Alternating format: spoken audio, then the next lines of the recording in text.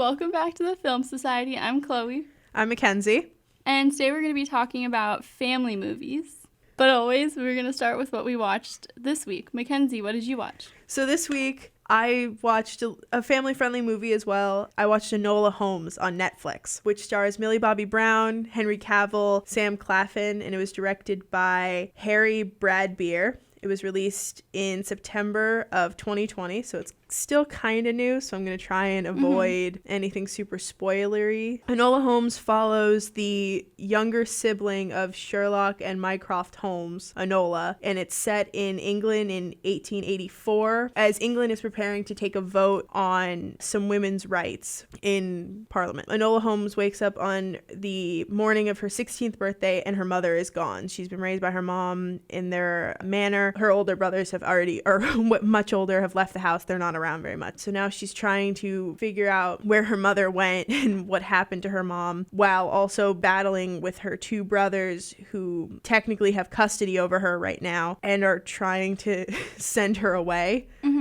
They want her to be raised as a proper woman in society, and her mom has always raised her to be this free spirit. So she escapes from her brothers and goes off in search of her mom, and leads to a lot of daring escapes and a lot of quick thinking on Enola's part, proving that she is in fact just as smart as her brothers and can keep up with them. The only problem is that she's a woman, and you know, back in that time women had a lot of trouble moving around in society. But I thought it was sweet. I know you've watched it as well. I have. I think I would have enjoyed it more if I was younger. I completely agree. It's perfect for, I would say preteen? preteen. I would even go like Middle school? 15 I think would be the cutoff of like I really think for enjoying me, it. I think at 15 wouldn't have been For young normal enough. children. Sorry. Maybe sound like I'm some sort of like abnormal. But you outgrew kids stuff a lot faster than like I did. Like I still enjoy kids movies and stuff. So I think I'm 15, just so mature. Yeah, that's what that is. But I think 15 would be a time where like it's still more like resonates. It still resonates. You're still learning who you are as a person as at that age, especially for females. Like it resonated with me still now. Like I understood a lot of like, oh, this is what women are expected of. You can't do this, you can't do that, you can't do that. You're expected to be able to do this, this, and this. So I still understood that part and I felt it. I just was sort of out of the age range for it to really be impactful or like a movie that I would have loved. But I think if I had watched it younger, I would have loved it. Yeah. It would have been a movie like I would have gone back and rewatched. But you love Henry Cavill and his hair. I was about to, that's exactly what I was about to say. I was like, she's forgetting to mention it. I was going to say like Henry Cavill and his fantastic curls in that movie. And I think Sam Claflin, who plays Mycroft, is super attractive, but that mustache did him no favors. He's supposed to be like the ugly one. People are like, why'd you cast him then? He's a good-looking guy. I think they thought the mustache was gonna be like, oh, like you know when in movies, it did no favors. Like in another teen movie where she has glasses and ponytail, like, oh my god, hideous. Immediately takes the glasses off. Oh my god, gosh. who is she? It was a little bit. It just felt like that. The mustache did give me Chris Evans on Broadway vibes. Oh, the lobby it was just hero a little gross. I love his tweet when Canada, like, what was it, ET Canada maybe tweeted with a picture of that, and he's like, what did I ever do to you, Canada? Please explain to me what I did. And I was did. like, honestly, I would feel a little bit attacked if that were me, man. Because I was he knows that was his worst look, too. Oh, yeah. But, like, I get offended when my friends, for, like, my birthday and stuff, post, like, bad photos of me. Oh, that happens to me all the time. I can't imagine if I was famous and they were posting, and, like, I had really good professionally done photos, and they chose... Yeah, he's been, like, on the cover of, like, sports magazines and stuff. But no, Lobby Hero. But they didn't even pick a photo from Lobby Hero. They picked like a really bad angled red carpet photo where he just looks like a deer in headlights with the worst mustache you've ever seen in your life. I mean, you're not wrong. And they were like, yeah, find, like, that's the photo lining. we want to use. I think it was you that sent it to me where Did they I had really? where they had edited his face to have given like orange hair. And they took off his eyebrows. That photo haunts my nightmares. That's my sleep paralysis demon right there. Just Chris Evans. It was so bad that I had to share like the awfulness with somebody. Yes, do you know what I mean? With like orange hair and no eyebrows. standing at the edge of my bed, and I I think just you still physically had can't the move. mustache though, too. Yeah, but I thought Enola Holmes was super cute. There's a really fun thing happening right now where the movie is getting sued. I didn't hear anything about that. So the estate of Arthur Conan Doyle, or Sir Arthur Conan Doyle, who wrote the original Sherlock Holmes books, Yes. some of his works are in the public domain and some are not yet. The ones that are not currently in the public domain have Sherlock Holmes being an empathetic character. The ones that are in the public domain don't. He's very cold. Yeah, Henry Cavill's character is pretty cold. That's the problem. They're claiming that he's too empathetic in the movie, so they pulled from the non-public domain Sherlock Holmes. So the movie is being sued because Henry Cavill's Sherlock Holmes is too nice. I didn't think he was very nice. Did you? I think He seemed very cold, like not maybe in his actions, but just the way he carries himself. but also he's clearly open and understanding in a lot of ways. Like he takes on his sister. He's called out for, there's that whole scene where he's talking to a woman of color and she says, yeah, you don't care about politics because whatever happens in politics doesn't affect you. Yeah, I remember that And scene. you can see he clearly takes that to heart a little bit, and he there's no like actual change that you can see, but you can see in that scene that he acknowledges that. And so the estate of Sir Arthur Conan Doyle are saying that the portrayal of Sherlock Holmes is too caring and empathetic in this film's version, whereas the stories that they pulled from to get that are not in the public domain. Okay. So they can't use that version of Sherlock Holmes, which is crazy. Yeah. Yeah, so they're suing for copyright infringement right now, which is hilarious.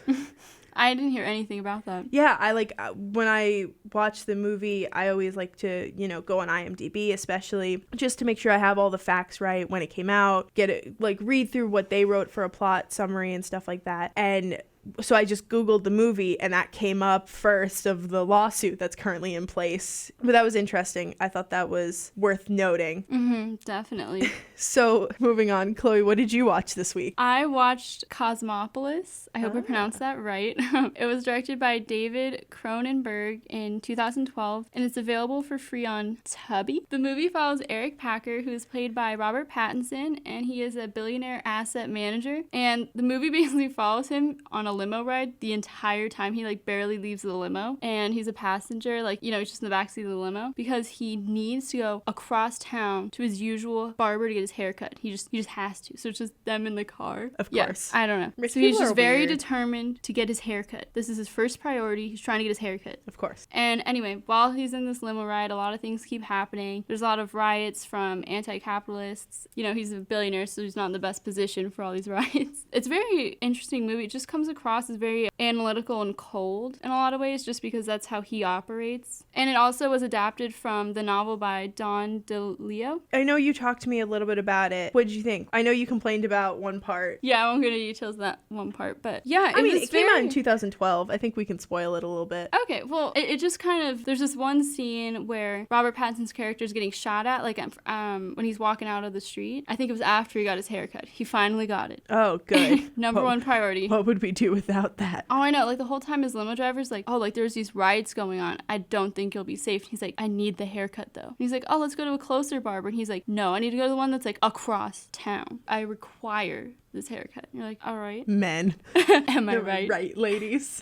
Yeah, so he's just gets out of the limo and starts getting shot at. And, he takes his gun out, starts shooting from, I don't know, the third or fourth floor of the building where the shots are coming from. Perfect. And he goes up there and it's this man that is shooting. Of course. And he just has a towel on his head, but not like a turban. It's just chilling, just like a sheet. And it's just chilling on the top of his head. But you can see his face clearly. And Robert Pattinson's character is like, I need to see who you are. All of us can see. I don't know what he was not seeing.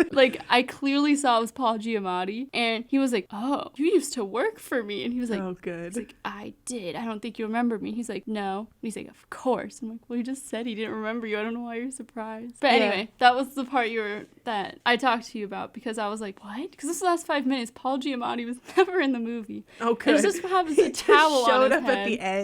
And I was like, first of all, why a towel? What's happening? But yeah, I think they just wanted, because I looked They at just really wanted Paul Giamatti in the movie. They were like, find him a role, get him a towel. Yeah, but I think I was looking up reviews and stuff. It's all over the map. Like, some people think it's like such a great movie. Some people think it's garbage. Where do you fall? I didn't really care for it, but I can appreciate why people like it, if that makes sense. Okay. Like, for me, I like a lot of movies that come across as cold. Like, you know, it has like a greater meaning or a greater message behind it, or like it helps amplify something else in the film by being cold. But this didn't really do it for me. It was very cold and analytical, because the whole movie, one of the other things that is going on is that I believe the yuan's value is dropping. Mm-hmm. And so, you know, he's very analytical, trying to check all these numbers. Okay. So I think they're trying to have his movements like portray that. Interesting. Where he's very like cold. I don't want to like some scenes, but it's family friendly episode, so I will not mention the scene. The rated R scenes. No, the one scene that I was going to say was like a perfect example, but yeah. I guess you guys will have to watch it and figure it out for yourself. Speaking of family-friendly movies, together, Chloe and I watched the Big Time Rush movie, or I think it's called The Big Time Movie, which was released in March of 2012. It's available on Prime. It was directed by Savage Steve Holland. Did you just make that up?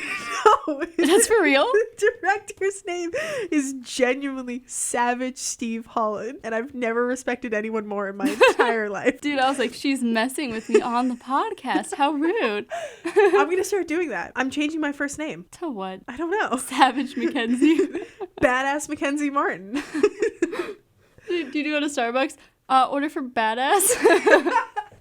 Basically, that's what I want for the rest of my life, is I want people to address me as badass. It's nice to meet you. I'm Badass Mackenzie. I could never do it with a straight face, though. That's the problem. Excuse me, I have a reservation. Reservation for Badass. Yes, right here. Thank you. Miss Badass. Oh, please, just Badass. Miss Badass is my mother.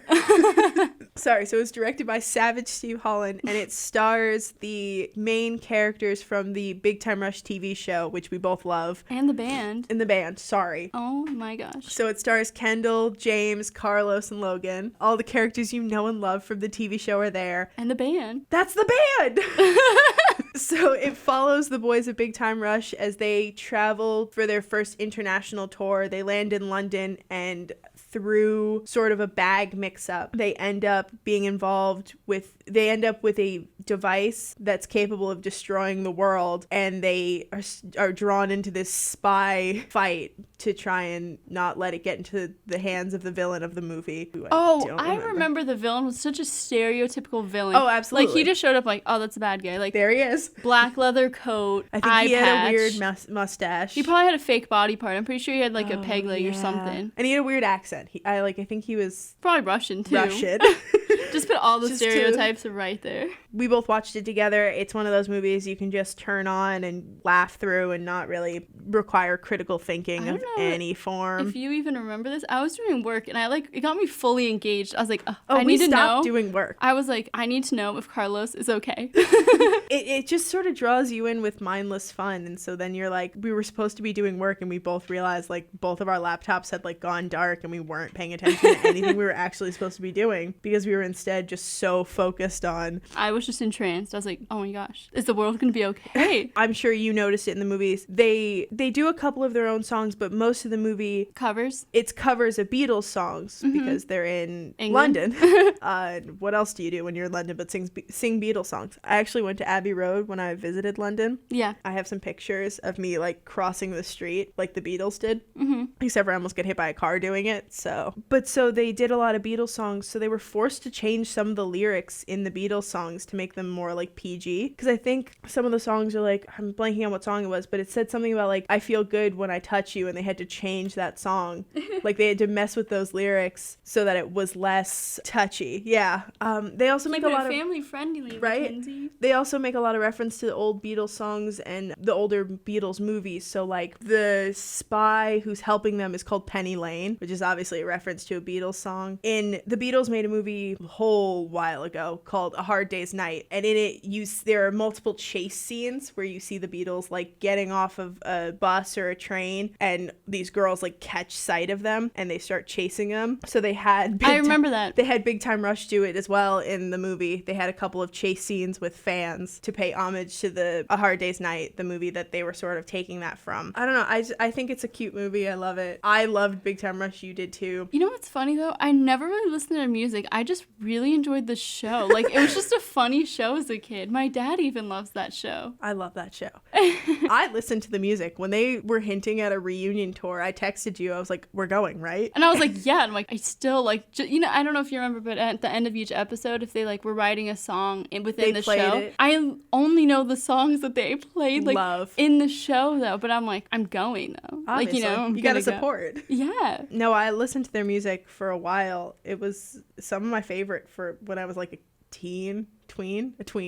I think I want to say Preteen? I remember it at least starting when I was in elementary school. Yeah, the show. Yes. Yeah. Well, because the movie came out in 2012, and that was sort of close to the end. Like, that was sort of a wrap-up of the show. Okay. Because I know I didn't watch the show in its entirety. No, I don't think I did either. But it is on Hulu, so we can if we wanted to go in and watch the entire show. Oh, the show's on there? I think it was a Big Time Movie. Oh, no, that's on Prime, sadly. You have to pay for it on Prime. The TV show, Big Time Rush, is on Hulu alongside stuff like Drake and Josh. My favorites. Yeah. Disney took all their shows over to Disney Plus. Hulu got Nickelodeon. So did Netflix, I think. Netflix has some Nickelodeon shows because they've got like Victorious. That was kind of when I stopped watching kids shows and that when like Victorious kind of came out, so I didn't really watch that. I watched it a little bit. I wasn't like... I'm aware of what it is, but I never watched it. I was more of an iCarly fan, if we're being honest. You didn't watch that either. No, I did watch iCarly. That like came out earlier because I remember it was highly talked about in elementary school because we're like, Jay, stop making Drake and Josh because... You know, Miranda Cosgrove wanted to go do iCarly. Yes. You know, I don't know if you remember that when that happened. Because I distinctly remember it going, oh, she ruined Drake and Josh. Like, I remember everyone being kind of bitter about it at first. I do too. I definitely was in the same boat. Yeah, but now all those shows are back on Netflix and Hulu, especially where I can go back and sort of, you know how your childhood. Yeah, like, you know how you put on rom-coms or like sitcoms to do like homework and stuff? Oh, I always watch sitcoms. Yeah. I'm not a huge fan of sitcoms. Yeah. That's like a weird me thing. Like, I don't get the hype around The Office and stuff like that. Yeah, well, I mean, we've talked about that too. Yes. For me, I've never just sat there and watched watched a sitcom. Yeah. I feel like I'd be pulling my hair out. Oh, yeah, absolutely. Like, there's not enough happening. But for me, like, because people get upset when I say I don't really watch a lot of Friends or something. But, like, I enjoyed it as a background type of show because, like, I could go make a sandwich, go make a couple errands, it'll still be on, and I'll come back and miss pretty much nothing. I'm in the same boat. It's very formulaic as well. Here's the problem, here's the solution, next episode, here's the problem, here's the solution. Couple funny lines every once in a while, some quotable stuff. So I don't see it as much like that, though. I see really a lot of crime shows that way. Oh, crime shows are absolutely formulaic as well. Yeah, I get really sick of those. I'm not arguing that point. I see sitcoms as well as super formulaic. Yeah, so I like when there's like some things that last a few episodes, like an overarching thing sometimes. Like, I know that happens in New Girl a lot. There's like some things that'll stick around. Oh, yeah, absolutely. I think crime shows do that as well. But so what I was saying was I know you watch a lot of sitcoms and rom-coms, especially to be on in the background that don't require super in-depth thought. I put on old shows that I've seen as a kid. Yeah. Shows that I've seen already, so I know what happens. So, like, I'll rewatch Big Time Rush or Drake and Josh to do homework because I need noise. I get, like, I can't focus if there's no noise. Yeah, so I rewatch old shows. My tendency is to rewatch Supernatural because I've seen it so many times that I can tell you what season we're on based on one of the actors' hair length. Oh, there we are again with the hair length. It's a good time indicator. Well, because he's slowly let his hair grow out really long over the 15 seasons, so I can like see it and be like, oh, and depending on like the lighting in the season, I can be like, oh, that's season 2. Because it's this kind of lighting. Season 15 has this kind of lighting. Yeah. Like, I've seen it enough times that I know. So Is that like your Captain America the Winter Soldier? A little bit, yeah. I quote it often. It's one of my favorite TV shows. So I don't need to see it to be able to picture what's already happening because I've seen it so many times. Yeah. So I just like put those things on in the background. Yeah, I completely understand. Every once in a while, though, I forget where I'm at, and there'll be like an episode that really freaked me out, or like I'll hear someone scream and I'll like jump. I'll like freak myself out and be like, what's happening? Oh, Yeah. it's just the show again. Okay. Mm-hmm. Moving on, we're going to talk about our genre because we've already sort of talked about it. Family friendly, family movies. Chloe, would you like to start? I would first like to say that we both love Jump In, but we did not mention it today. Oh, no. We did not jump in depth, but I cannot I not hate mention you. Did that you really we love just that. say we did not jump in depth? That's true. Jump In is a fantastic movie. Well, it's a Alongside- classic, but we're not omitting. Yes. Alongside the High School Musical movies, a lot of those DC original movies. Yeah, I'm sorry. For me, it was Jump In, so I'm like, gotta mention it. But It was High School Musical for me. what was that song that he did where he's like singing on the golf course? I think that was. Bet on it. Oh, my song. True. I remember he was like so dramatic. I was like, oh my God, he better bet on it, man. The second one was my favorite. Well, sorry. Anyway, we're getting off topic. Chloe, what is your first I'm sorry, I had family to movie? at least pay a little homage. So first I'll be talking about Ice Princess, which is directed by Tim Fywell. Came out in 2005, and then you can stream it now on Disney+. The movie follows Casey, who is played by Michelle Trachtenberg, and she dreams of being a champion figure skater. However, her mom is very strict. She wants her to focus solely on her studies to get into Harvard. That's like her goal, because you know all Disney movies are, it's your dream, Mom, but I have my dream. Yep. So it's kind of one of those movies. She gets help from her coach and the Zamboni driver who she likes to get closer and closer to her figure skating dreams. Cute. When you Yeah. say Zamboni driver she likes, like you mean like Oh, like a the romantic romance. interest. Okay. Yes, sorry. When you say No, she Zamboni just- driver, I think of like a 90-year-old man hunched over the wheel because I think that was the guy I used to see at hockey games. Like he was a full adult. Oh, really? He just- But anyway, because her coach was like the owner of the rink, so she had her son help out and do the Zamboni at very the rink. nice. Yeah. But anyway, that was like one of my favorite movies growing up. I did figure skating growing up, so it was like Cute. my movie. I love it. And I'd be like, she did that move wrong, but whatever. You were just judging the moves. I love it. I can totally imagine little you, just teeny tiny Chloe, with like a little scoreboard, just jotting down, she didn't land it right. That was an 8.5. 7. They gave her a 9. Unbelievable. 7. She didn't land that right.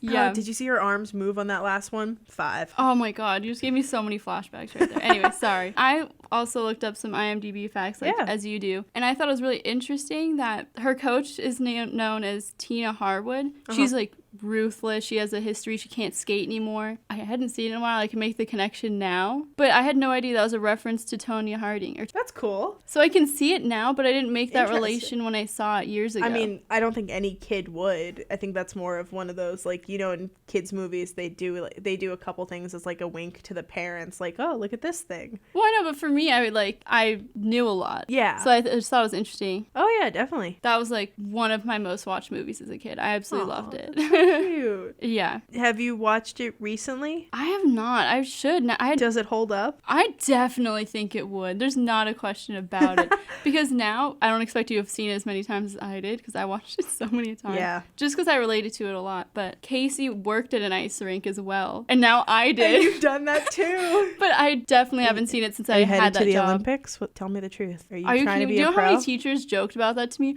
Oh, like 2036, we're going to see you? And I'd be like, I would love if I saw you at the Olympics. no, dude. I haven't skated in like a year or two, but You skated with me last year and you yelled at me. you're being a wall hugger. That's not on me. I didn't know what I was doing and you yelled at me for wall hugging. Yeah, I'm one of those, like, what is it, a harsh teacher? You're mean. I'm like for skating, it's like the equivalent of, for me, like how I teach is like if someone doesn't know how to swim, like you just like push them in the deep end and then help them first. You know what I mean? So you just straight up murder people? Whoa, I did not say murder. You can help somebody, but I'm just saying. the first step is to not just hug the wall.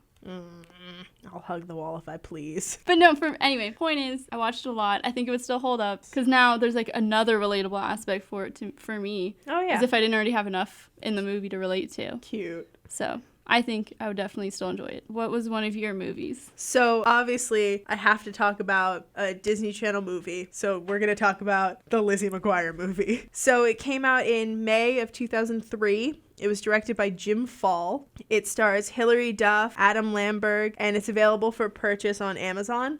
So it follows Hilary Duff, who plays Lizzie McGuire from the TV show, who is just graduated from middle school and is headed off to Italy with her class. Middle school? Middle school. Okay, Dude, looking back now, I up. thought it was way older. Dude, I Okay, looked it up on several sites because I was like, there's no way they just graduated middle school and they're taking them. Sorry, that just caught me off guard because I never looked that up myself. It's insane. Was she like 30?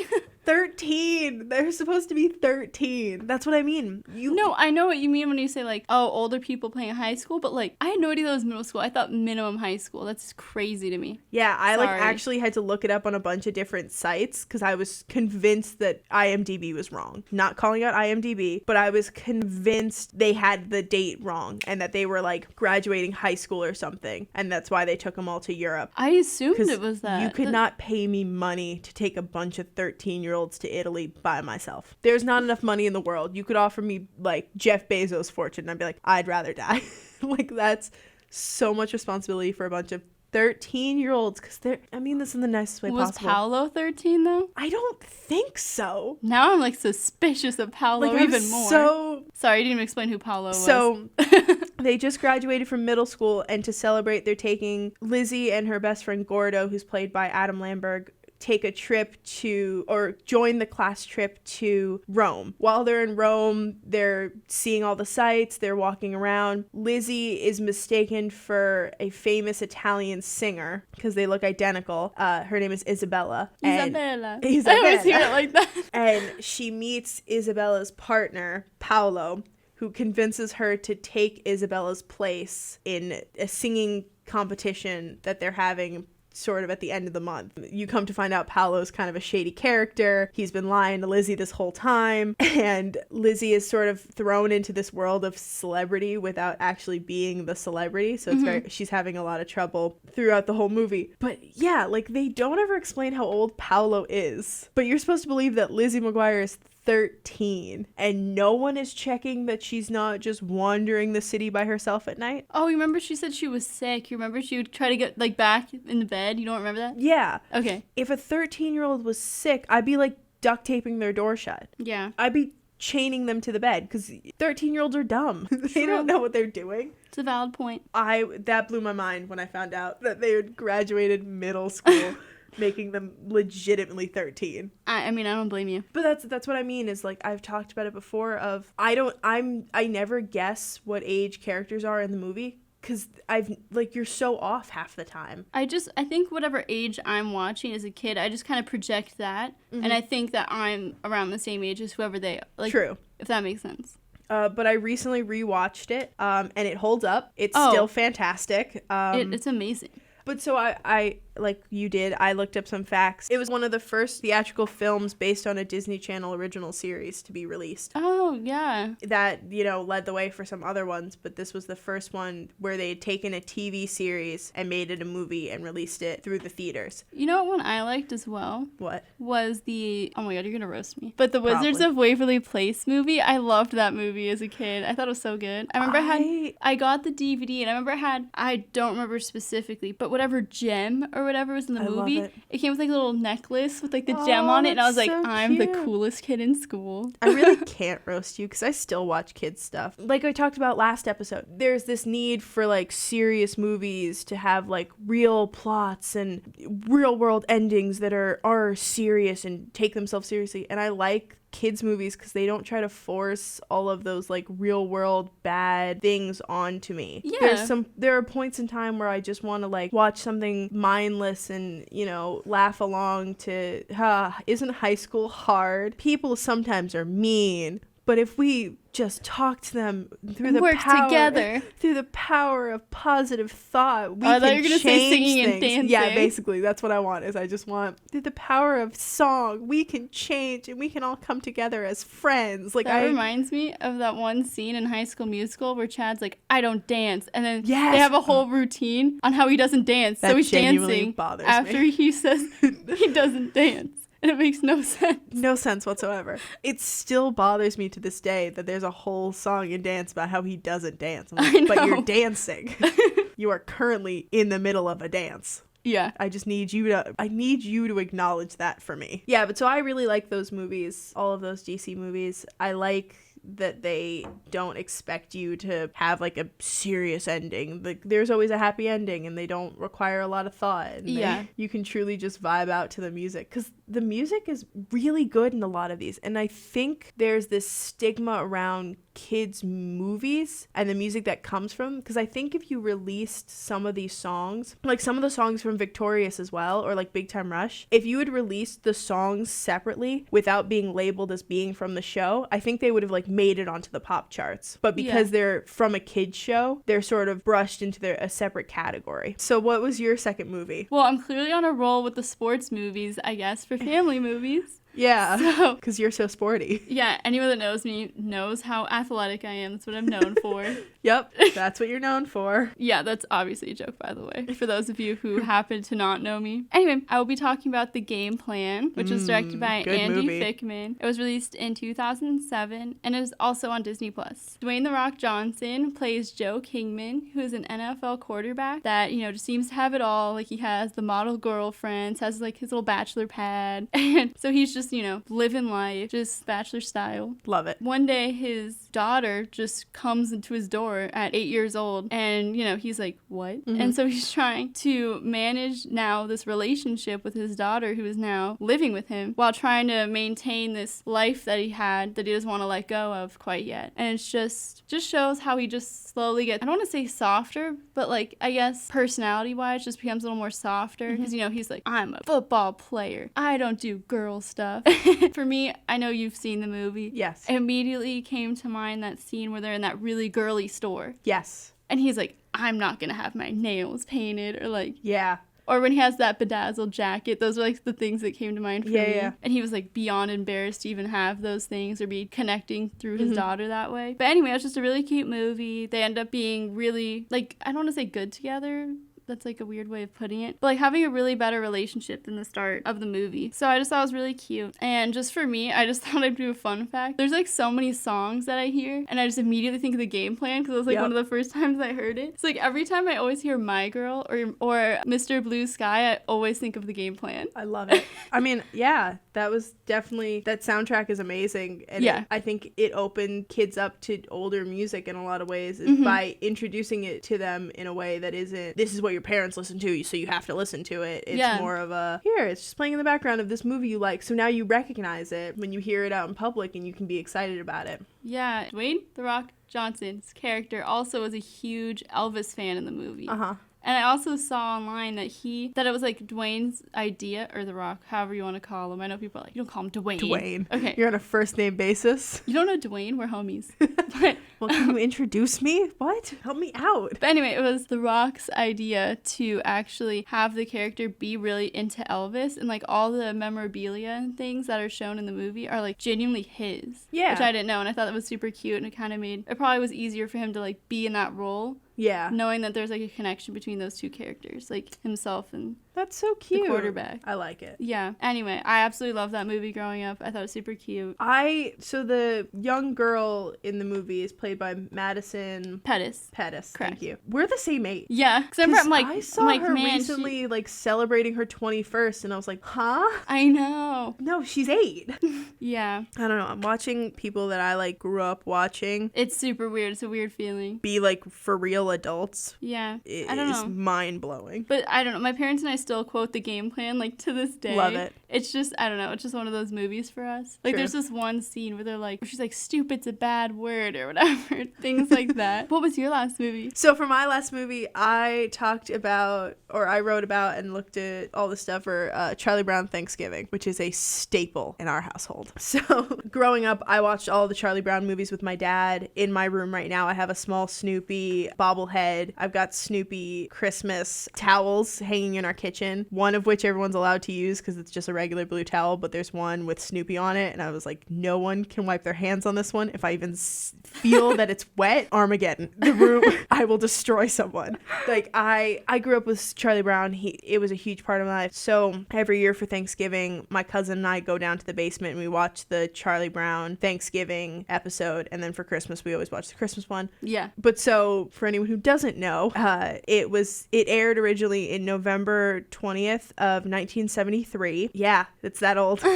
Oh, sorry. I'm like gasped. It was directed by Bill Melendez and Phil Roman. It's based off the Peanuts cartoons by Charles Schultz, and it includes the voices of Todd Barbie, Robin Kahn, and Stephen Shea. And this story follows Peppermint Patty, who has invited herself and her friends to Charlie Brown's house for Thanksgiving. And Charlie Brown, with the help of his friends Linus, his dog Snoopy, and Bird Woodstock, he attempts to throw together a Thanksgiving dinner for his friends before they leave for Thanksgiving at his grandmother's house. So it's a big part of my childhood. One year for Thanksgiving, I asked my mom if we could have a Charlie Brown Thanksgiving, which is popcorn, toast with butter, pretzel sticks, and jelly beans. Mm-hmm. Not the most nutritious Thanksgiving, but you know, when you're a child, it looks fantastic. Yeah. It's one of those that holds like this really special place in my heart. I love those. My cousin and I are furious that Apple TV is trying to take them. I don't know if you heard about this. Yes, we talked about it. I'm furious. Apple TV has taken the Charlie Brown and is putting it on their site, which is fine, but they're claiming that they're not going to show them on TV, which means you have to have an Apple TV. You have to have an Apple subscription. TV subscription. They're like, oh, they said something along the lines of, oh no, we'll allow everyone to use them on specific dates. And you're like, then just put them back on TV for those dates. Why are you making me get a subscription and sign up for your site to watch something that was on TV? Yeah. Anyway, that was really upsetting. My dad and I quote Charlie Brown and each other all the time. There's one line that Lucy says, which is technically in a Charlie Brown Christmas, but for this one, it's, I'll give you 5 good reasons. 1, 2, 3, 4, 5. And she puts her hand in a fist and she goes, are those good reasons? And the other one goes, those are very good reasons. My dad and I do that to each other. That's hilarious. Consistently. No, but so that was just a huge part of my childhood. And so I wanted to talk about it. I also wanted to complain about the fact that they're trying to monetize off of it more than they already are, which is